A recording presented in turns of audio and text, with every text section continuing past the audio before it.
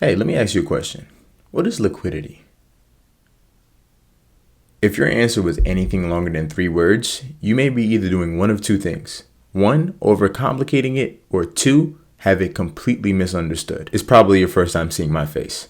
My name is Shangab. See, I'm on a quest to learn market microstructure, and I'm starting this series out by learning order flow. I decided to start this series to take the complex topics of order flow and turn them into simplified lessons that I can understand internally. And, well, if you would like to learn the true meaning of order flow theories and concepts, feel free to give me a follow.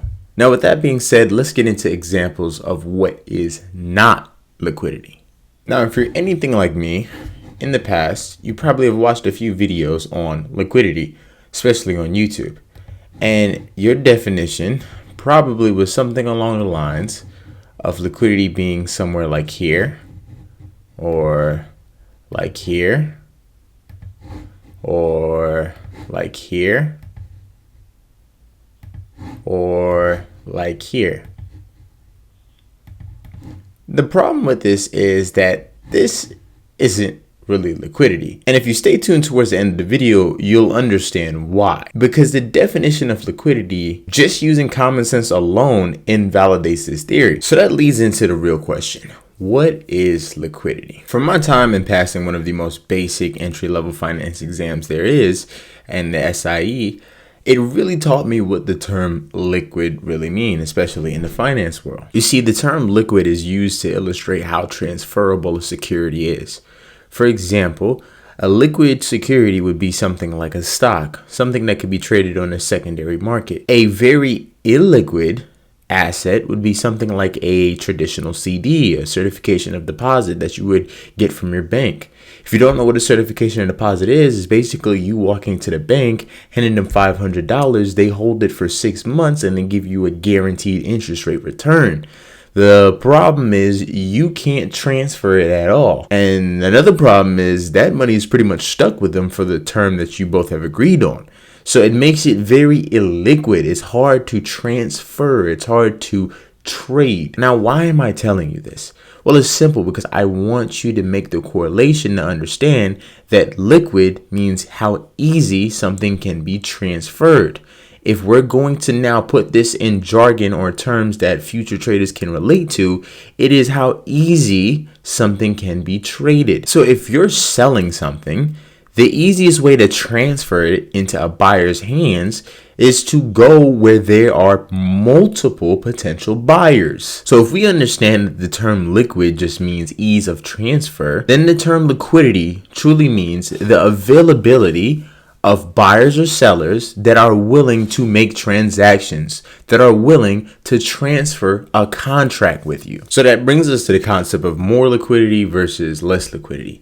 If we had the definition that liquidity is the available buyers and sellers at a certain price level, then more liquidity would just mean that there's more available buyers and sellers to transact with. Less liquidity would just mean that there's less of them. So this comes back to the point that was discussed earlier in the video, how defining this as liquidity is false. Because the only way to know where the liquidity is to know the resting orders at certain price points. So then that goes back to this example where people will say there's liquidity here, there's liquidity here, there's liquidity here, there's liquidity here. Where in truth, there is two false statements about this. One is to assume that liquidity is only at these areas, where the truth is liquidity is at every single tick in between this high and this low. Because in order for markets to move, on every transaction that was a buy, somebody had to sell. So pretty much there was liquidity all here. The term that you really want to start using is where are there groups of liquidity, or I should say more liquidity than normal. And then that leads us to the second false statement, because you can't just look at these levels and be like, well, there's more liquidity up here, because you can't see the resting orders. And that's the biggest thing. You need to see the resting orders on something like a level 2 DOM in order to determine the available buyers and sellers at a price level. So now it comes down to practical use case of our new definition of liquidity.